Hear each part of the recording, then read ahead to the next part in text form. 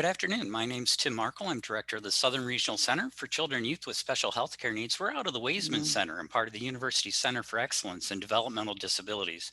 I also serve as a co-chair for the Education Committee for the Autism Society of South Central Wisconsin.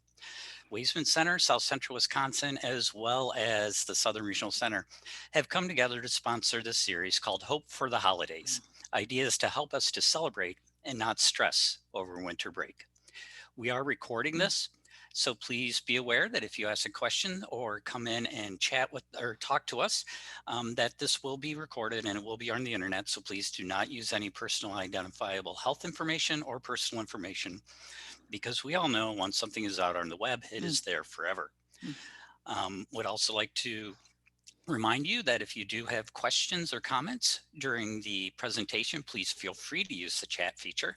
I will be monitoring the chat as Erin is presenting, and we will have time for questions and discussion afterwards. So that's enough about me. I'd like to bring Mm, on Erin. Erin is a senior clinical social worker mm, at the Waisman Center Clinics and mm, Autism Treatment Program. She works with families across the lifespan to ensure they have access to community resources, are well supported in school, and identify ways to enhance family functioning. Erin hopes, and I am hoping with her, that she is able to maintain mhm, fun throughout this holiday mm, season for her own children. And I'm hoping that mm, she is able to maintain mm. fun for herself as well, because in the midst of all that, Erin also is a friend of mine. So I'm really excited to Mm, have Erin here mm, today. So, Erin, thank you so much for being here. And mm. everybody, thank you so much for joining us over this lunch hour. And we hope you enjoy.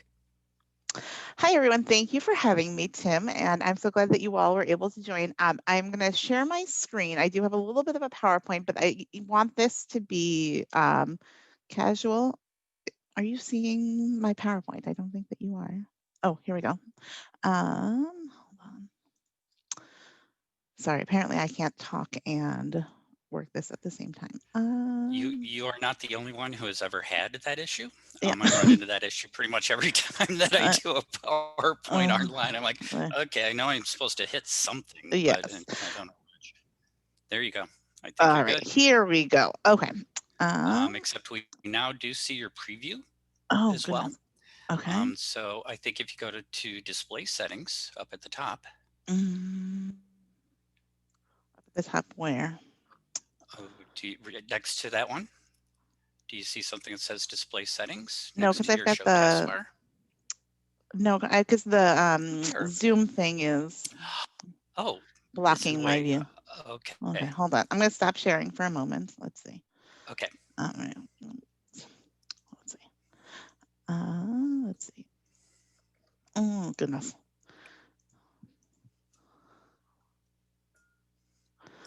Uh, Sorry, guys. One moment, please. I think this is when, like, growing up, we Mm, didn't have mm, cable. And so every so mm. often the screen would just go blank and there'd be Right. lines across it Mm, that would just say, mm. please stand by. And the joke in our house was always, can I sit?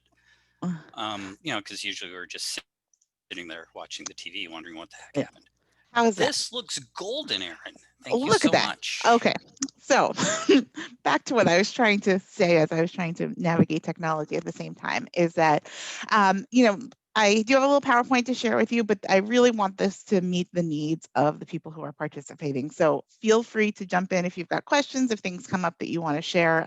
There is a lot of collective wisdom in this group, and I fully admit and acknowledge I am not the only person who's got good ideas here. So please throw out your ideas as well, because I think if you've had the thought or if you've had the experience, it will be useful to somebody else. So I think the first and most important thing is to really acknowledge our current reality. And right now, the CDC, the state of Wisconsin, and Dane County is really recommending that you avoid any activities that involve people outside of your immediate household.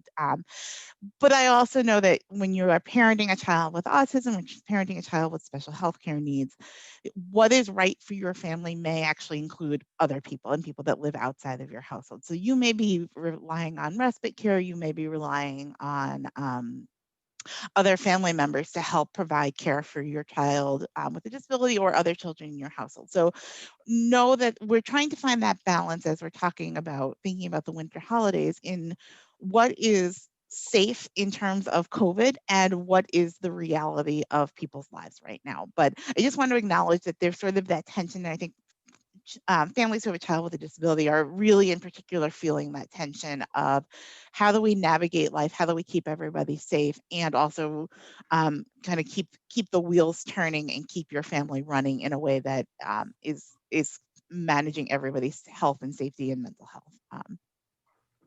So when I was thinking about kind of what to talk about today and thinking about how do we help families navigate winter holidays, I kept coming back to this idea of like, what is happening now is not what has happened before and what will not happen in the future. And so I think we can use that also as a construct for thinking about what are you doing right now for those activities that you're going to participate in. So, I think the first thing is finding that balance between consistency and flexibility. So are there places where you're going to participate in some events and you want to think about how do we set up a schedule for your child? How do we set up a schedule for, oh, geez, okay.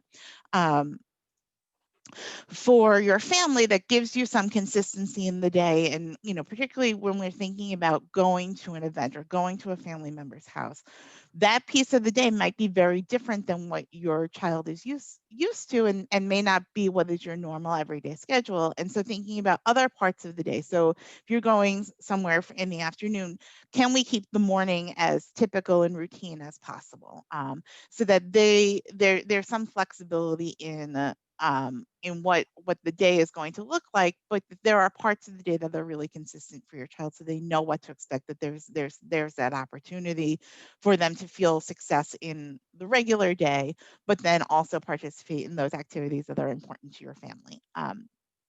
This is also where you think about both the individual day and the day of an activity, but also looking at a full week. And if you've got days that are go, go, go holiday focused, can the day before and the day after be more low key, more typical?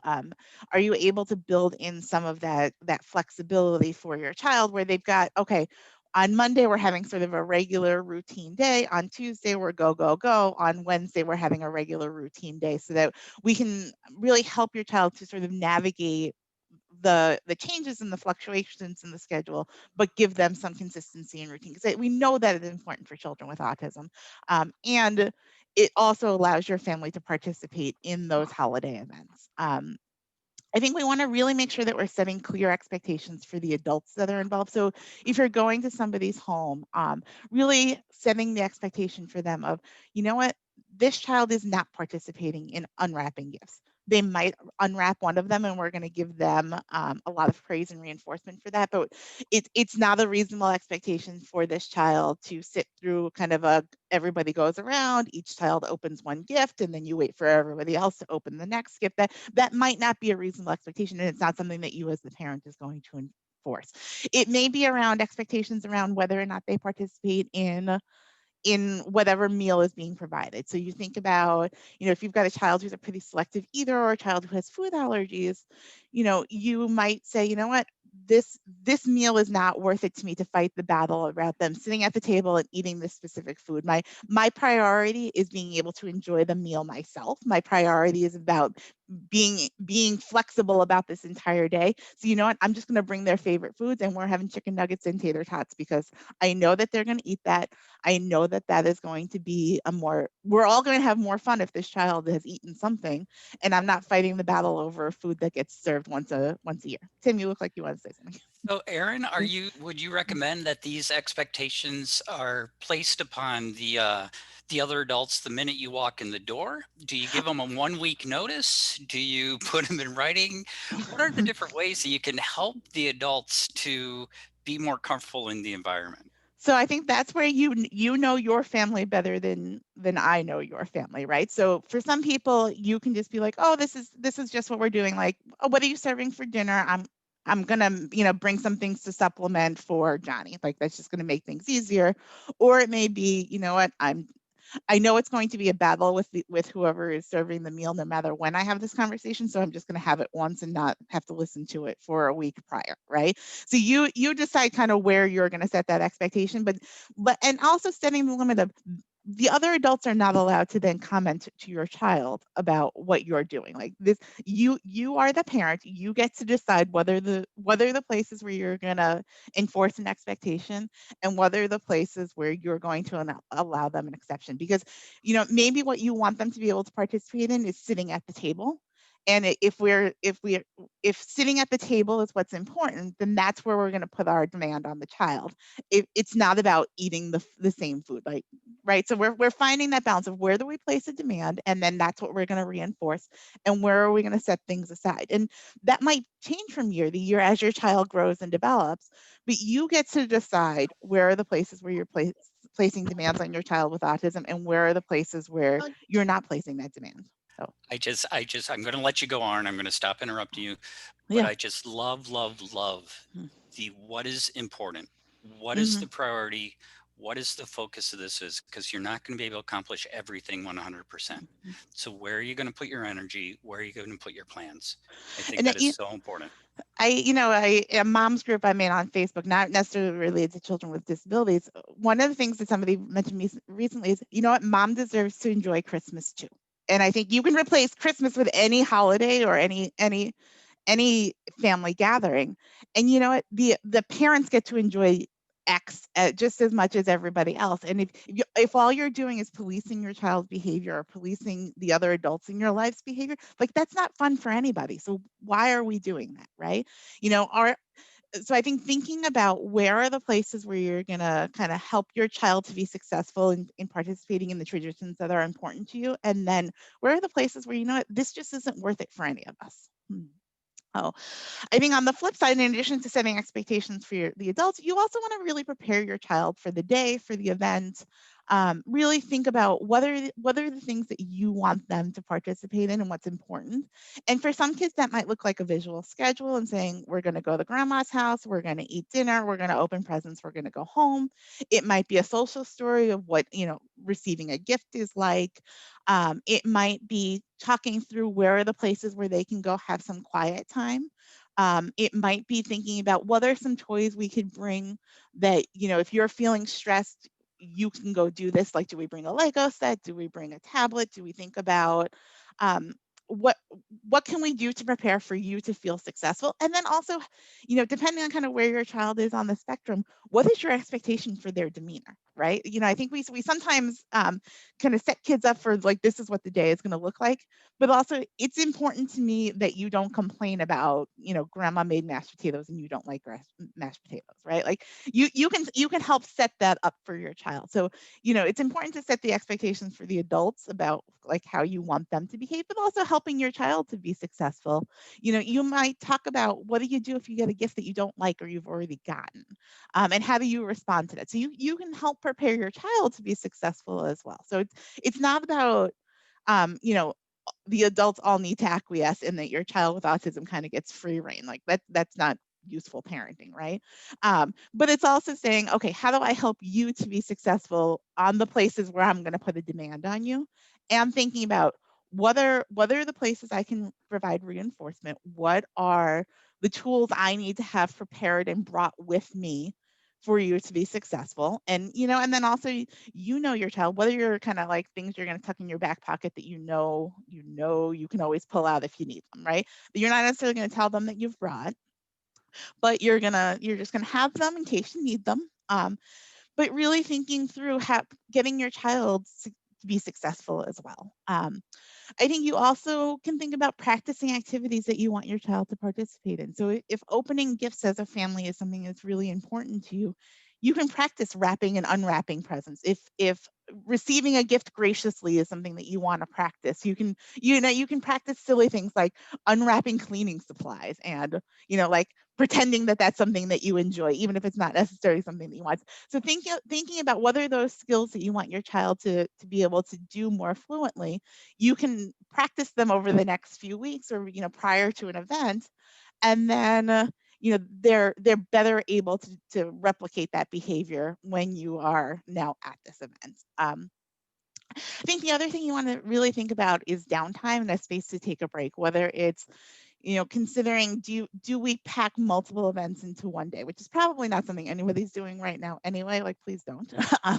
But if you're in a position where that's something that just needs to happen for whatever reason, is there a way to go home in between? Or is there a space at at grandma's house where you can go into the bedroom and have a little bit of time?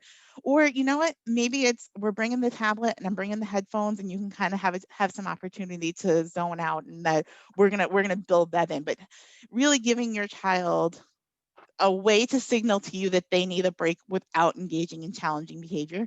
And this is also the kind of thing that you're going to want to practice over and over again, before we get to that family event where you've got, you know, perhaps judgmental or not judgmental eyes on you, where you're really thinking about how much downtime does my child need, how much tolerance do they really have for um, participating in a large group event. It may, or and I think particularly right now where kids are having less and less opportunities to practice some of these social skills and be in large groups, it's not as fluent a skill as it may have been other years. So I think this is a place where we think about, how do we take advantage of an opportunity to be together in a group and practice some things that maybe we've not gotten to practice quite as fluently over the past 8 months.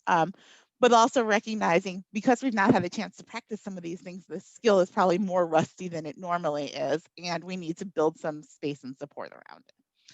Um, I think thinking about, what COVID does give to us, I sort of joke with lots of people about kind of our hashtag COVID blessings, right? Like it's hard to necessarily think through about what is really, an upside of COVID. But one of the things it does give us is it gives us this chance to evaluate what has worked for our family in the past and what has gone really poorly for our family in the past. So Gretchen Rubin is a writer who thinks about happiness and habit change. And one of the strategies of habit change that she talks about, and if we think about traditions as a kind of a annual habit, is kind of this idea of a clean slate, where when everything is different, your ability to make a change is a lot easier. So it can be hard on a year-to-year basis and kind of in regular times or in non-COVID times to be like, you know what, every year my kid has a big huge meltdown at church services, and we're not like, I can't do this anymore. But it's really important to grandma that we all go to church as a family, right? So like that can be a really hard thing to do in regular times. What COVID gives us in some ways is the opportunity to say, you know what, we're not going to do that this year. It doesn't feel safe to our family. We're needing to limit our participation in certain activities. We want to be able to come over and open gifts with you. So we're going to skip going to this church service so that we're not getting so much exposure, right? And then it also then allows you for next year to be like, well, we all survived last year when we didn't go to church together, and that was fine, right? So this really gives you the chance to evaluate for each thing that you do or that your family has historically done around the holidays, is think about what works for your child with autism, what works for your family, and what hasn't worked, what has always been a challenge, but you kind of keep doing it because it's the tradition or it's the habit. And so you have that opportunity to really evaluate.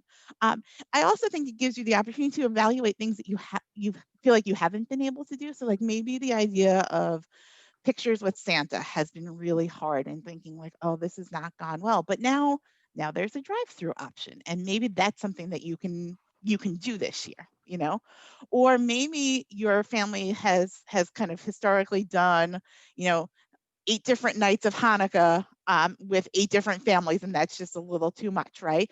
But we're gonna do one outdoor gathering at a park, and that seems really doable, and your kid is gonna be really successful at that. So really thinking through, where are the places where you can actually add some new things that you've not done as a family because they've seemed too hard in the past, and now seem a little bit more doable because COVID has forced us all to learn how to do things in a different way. So, I think there's both kind of the positive and the negative of COVID. Like there's way more negatives than there are positives. But I think looking for those places where you can really reevaluate and really think through for your family, what are our opportunities here, and what are our opportunities to do new and interesting things that our family might really enjoy?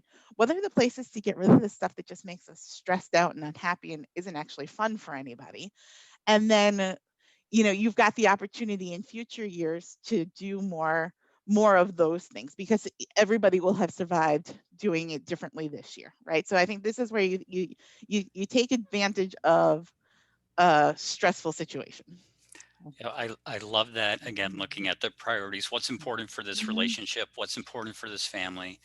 One of the things that I think about is the fact that as more families are connecting, over Zoom or over Mhm. online, it's like a normal expectation that that child may only stay engaged for like 3 minutes. And then Mhm. it's okay that they go off into the room. Maybe you bring them back, maybe they don't, but they go off, they play, they do their own things.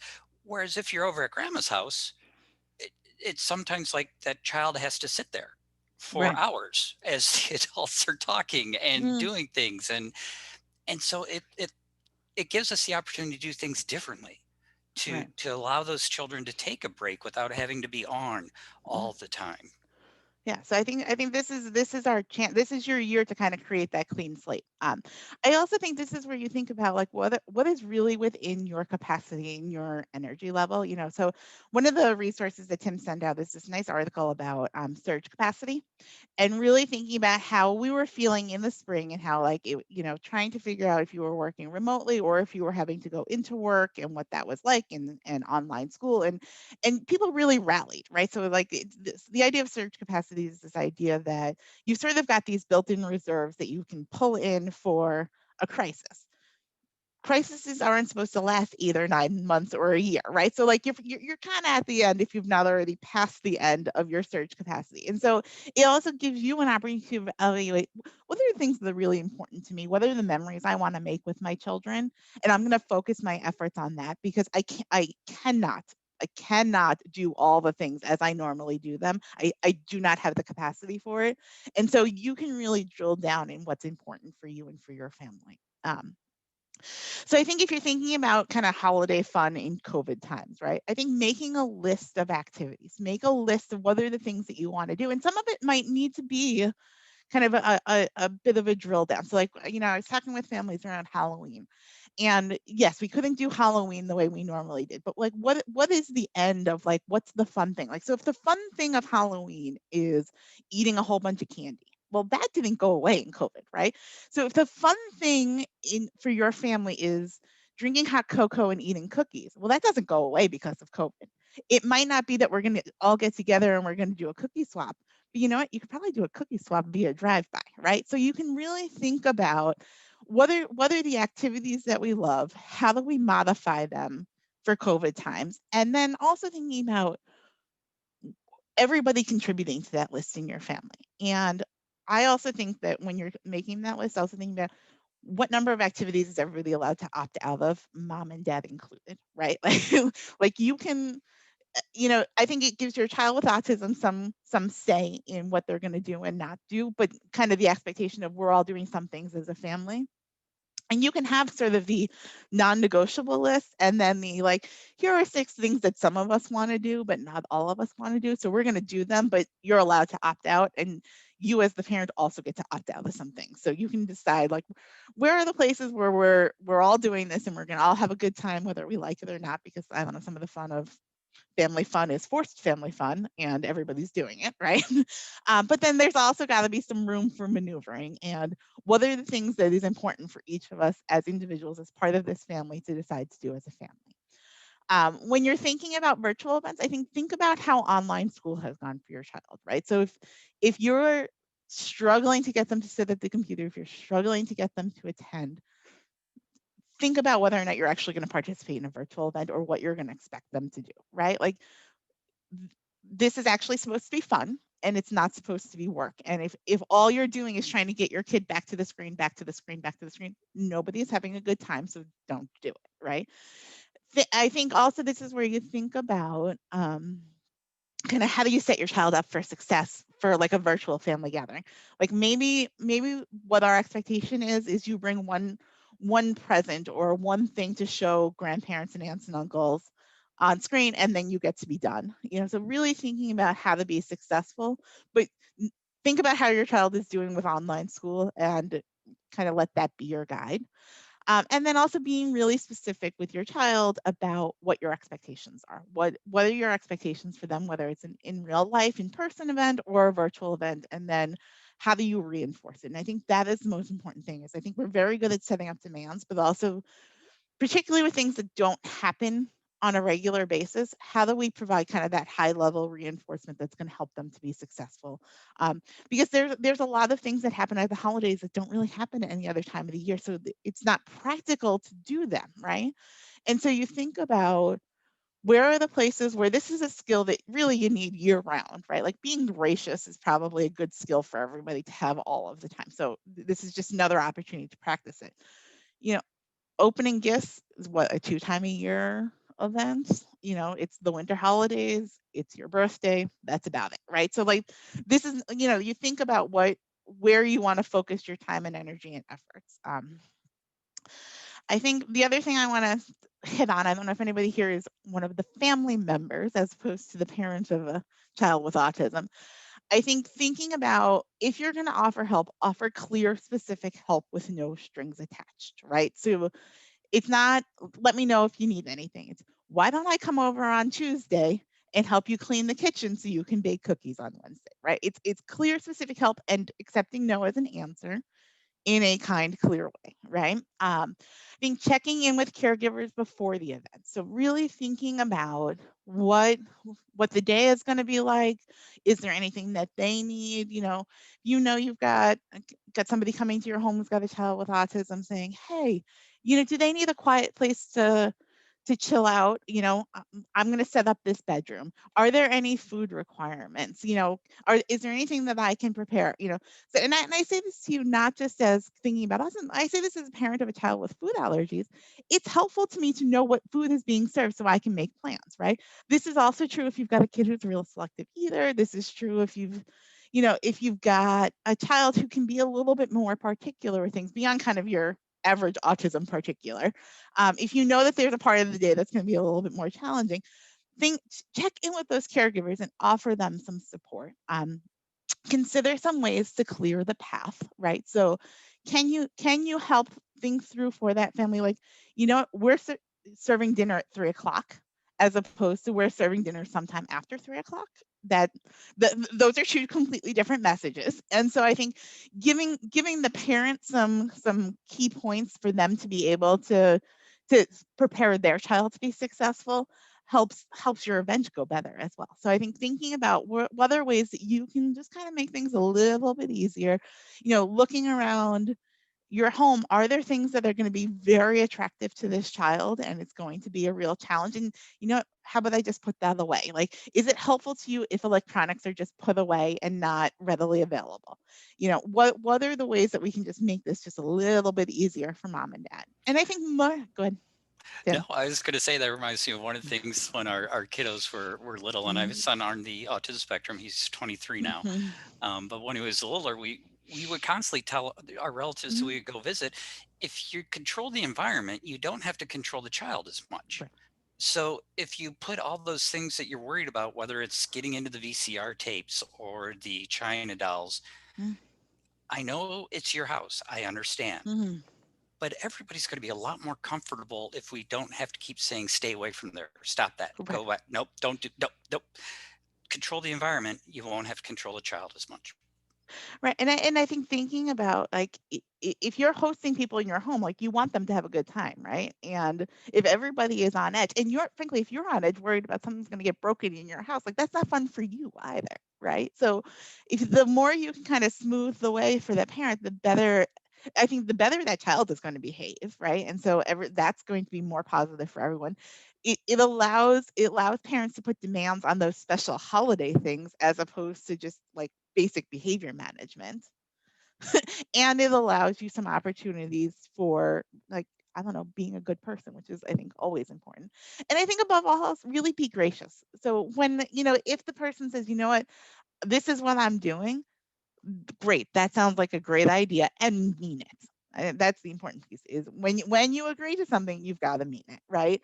And really thinking about how do you help that family to be successful. Like, life is hard enough. And so really thinking about, I want my home, I want my relationship with this family to be one of support and love and success. And so, even if what you tell me is just let me handle all of the things, I'm going to be okay with that, and I'm not going to, be catty and gossipy on the side about, how you're parenting your child or whatever. That my home is a safe place for your family. So I think if you're on the family member end of things, really, if you think get nothing else from this, is be gracious.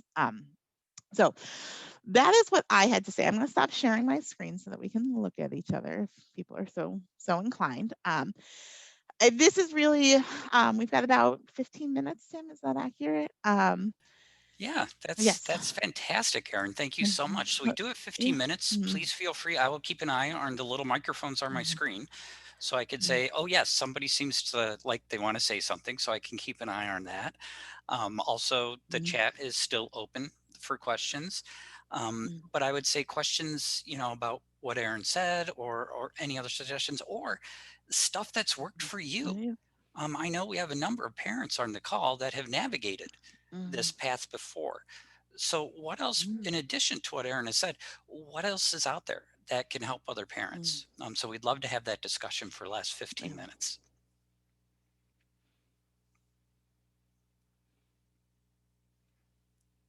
And just so y'all know, I only prepared 3 questions, so I'm out. That was the limit to what I I'm prepare for. I'm proud of you, Tim. I was Thank you. expecting more questions. So I mean, also, like, do you have a sticky situation that you want the collective wisdom of this group to help you navigate? Yeah, There's some I'm looking at some names. There's some smart people on this call. I know. I know. Yeah. Um, I have a question for Thanks, you Erin. guys. Go ahead. Yeah, I don't know what a gracious way would be to ask like grandparents to give a child more time to respond to questions. mm. So I think one thing to think about is being really specific. Like, he does really well if I ask him a question and then I count to 5 in my head. It just gives him a little bit more time. I don't know if that would work for you, but I find that really works for me. So it's not about like you're doing this wrong. It's more a matter of like, you know what? This is something that I've tried and it seems to help me. It's not 100%. So I think, being a little equivocating, but also giving a strategy that might be helpful. Particularly if you're conversing over Zoom or, this isn't somebody that they see all the time. And I'm guessing nobody sees anybody all the time right now, but kind of that opportunity to be like, you know what? I found this has been helpful to me. It might work for you, it might not, but kind of giving that balance, rather than you like stop talking at him over and over and over again. Give him some space, right? Like just give a Yeah. little strategy. Yeah, thank you. No. And this is also an area I think where, depending on the family, Mm. your family members, you can sort of do a social stories type thing with them. Right. Is Social stories for everybody. right, remind them beforehand. Okay, I'm going to be my child. You be yourself, Mm. and we're going to practice answering answering questions to Mhm. remind you, because of the fact that you don't have this daily interaction. Mm. And then they get to ask a question, and then you could sit there, hold up your finger, and do the counting in your head, and then answer. So they start to get used to, because you're absolutely right. Our natural conversations don't really have pauses. People get really uncomfortable with them, Mhm. and they think somebody's not listening, but it's a processing thing. You're absolutely right, Yeah. Erin. So let's practice that Mhm. processing with the Yeah. grandparents if they're I think open to it. also, if you can in real time sort of call out your own behavior, like where you ask your child a question and then you don't give them enough, like be like, oh, I should have let him. You know, I'm not always great about doing this. And so sometimes I forget myself to give him some time. And so, I think if you can call out your own behavior too, even if you sort of have to like fake it can be really helpful. So it's not just you're noticing their bad behavior. This is something that we're all working on together to help support this child. Mhm. Thank you. Yeah. So, other questions, other scenarios that you're running into?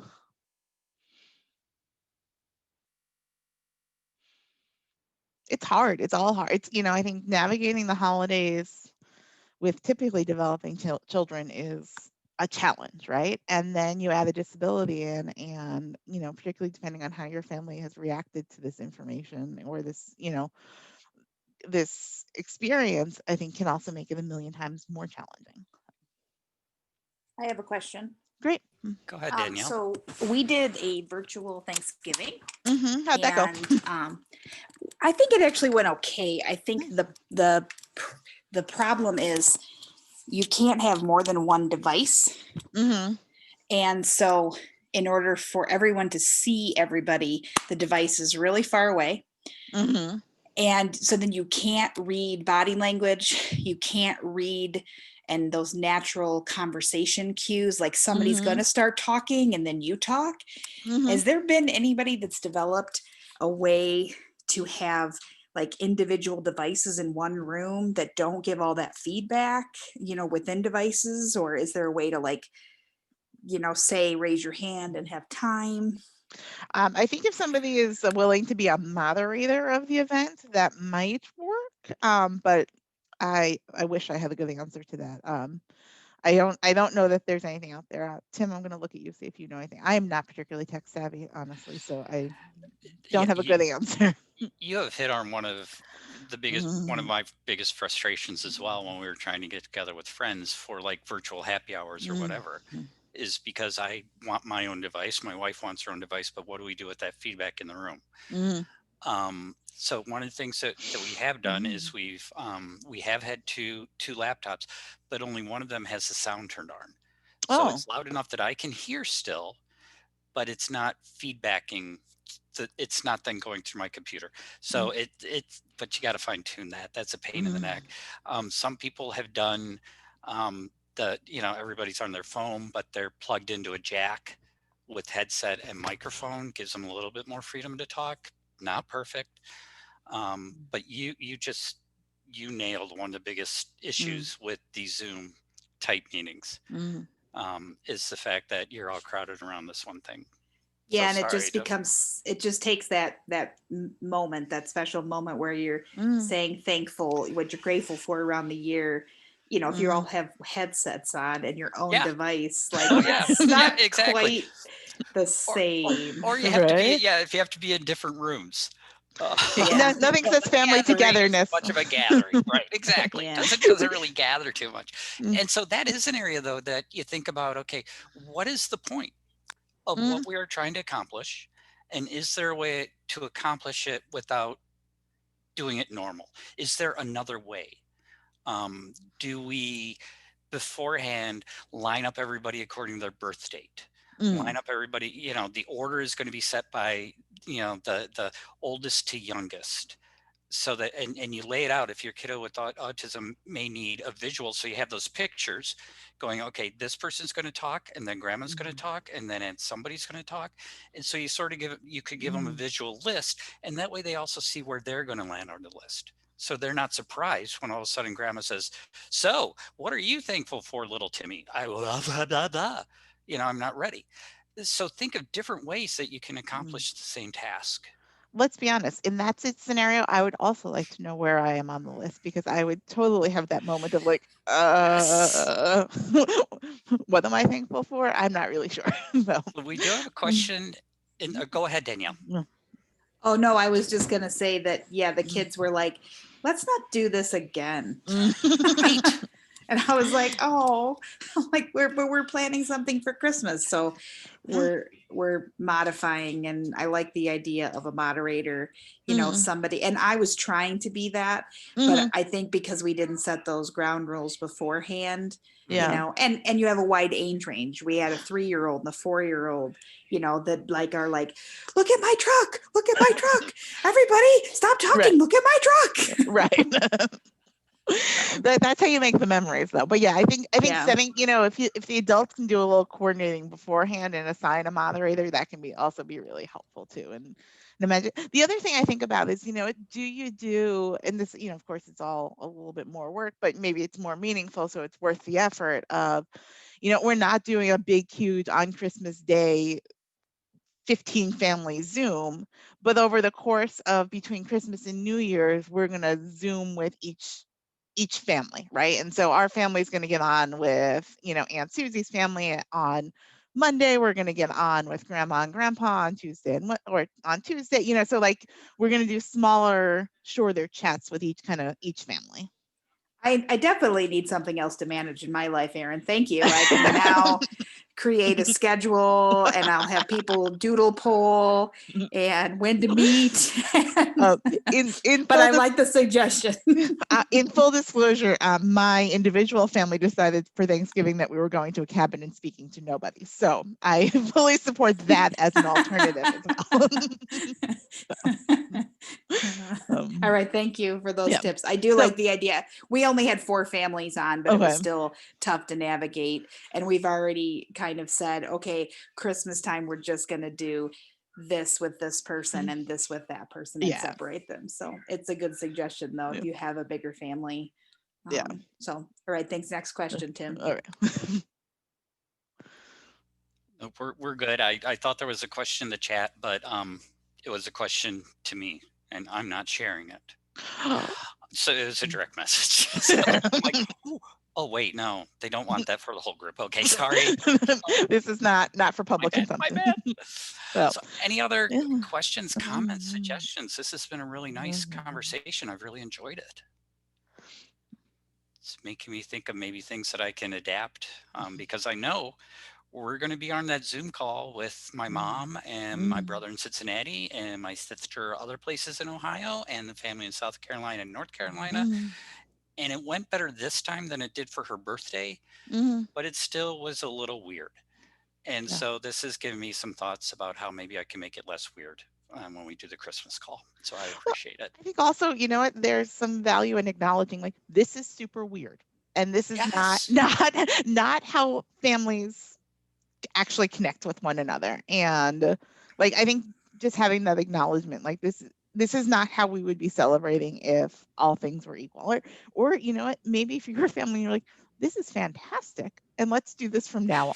Because now I'm in my own house. Never going to Illinois again, now that I know I can Zoom with those people. Right. And now nobody is going to question when I'm feeding this child, and nobody is going to question why I'm letting him go play in his room for 20 minutes. And that is glorious. So you may choose to embrace the Zoom holiday, and I fully support you in that plan. Yeah, just like my kids don't like to wear pants. Didn't matter.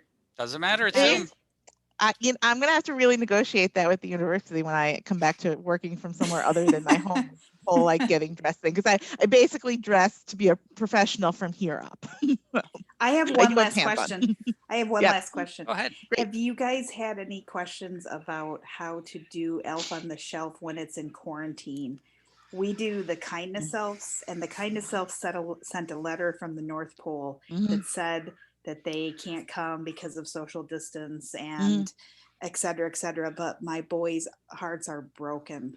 They are broken that their kindness elves are not coming every day. And so I didn't know if any of the parents, if they have parents, had similar things or. Can the kindness elves send letters? Yes, they could. They sent a calendar of suggested activities. They were very involved kindness elves that, were a part of our family for 25 days of Christmas. But yeah, letters might be good. They have an email address, so we can also email them. Excellent. That's cool. Is it possible that they could all of a sudden receive a vaccine, or could they be determined to are the kindness elves essential workers? Right. So that there's the specialness of the North Pole is that they're immune. I understand from Dr. Fauci that Santa is immune. That's Fauci said that Santa's immune. Yes. Santa's immune. Well, Mama needed a break. So I don't like hearing that there's a vaccine for them. Here's what I will tell you. What you need to do for your family, Danielle. I mean, my 3-year-old on the way home from childcare yesterday asked me if our elf arrived. And I informed her that our family does not have elves that come to visit our home, because I am vehemently not doing elf on the shelf. Not doing the elf on the shelf every day. That sounds like fun for some of your friends. Yes, and some families I fully really support enjoy your need it and for a get break. into it. Yep. Yes. Totally. So I think if Mama needs a break, then the elf could come, but might need to quarantine in your home shortly for some amount of time. Sure. I know one of the teachers at the childcare had said that the elf had arrived at their house and was now masked and had some toilet paper and was in a little box quarantining for 2 weeks in her home. So that might be an option. So That sounds like a wonderful break. Yeah. so that might Yeah, even I be mean, less work than the elf sending emails and yeah. Yeah. And maybe the so elf will feel a little fatigued, so he can't mhm. move for like 4 days. I don't know. Yeah, So, maybe he's got the vaccine. Yeah, And he's just yeah. feeling bad. yeah. Yeah. So maybe Santa has heard from other children that they're very sad about the elves, and so he's decided that they can go, but they need to make sure they keep their families safe in quarantine for at least a week before they get to be out and about. Get to be Yeah, that would be adventuresome. great. So All right. Well, we're going mhm, to go ahead and finish up.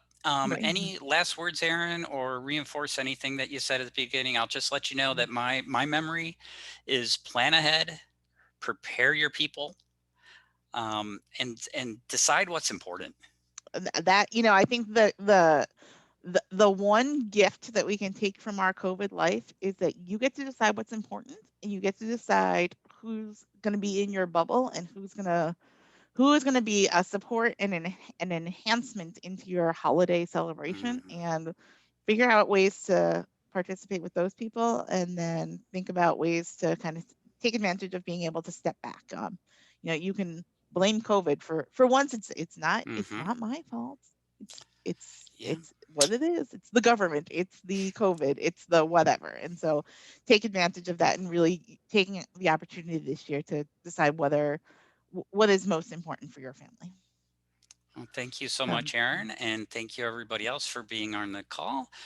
We will be, if I could get the recording to work afterwards, mhm, we will be posting this and we'll let you know fantastic. where it's posted if you want to refer back to it.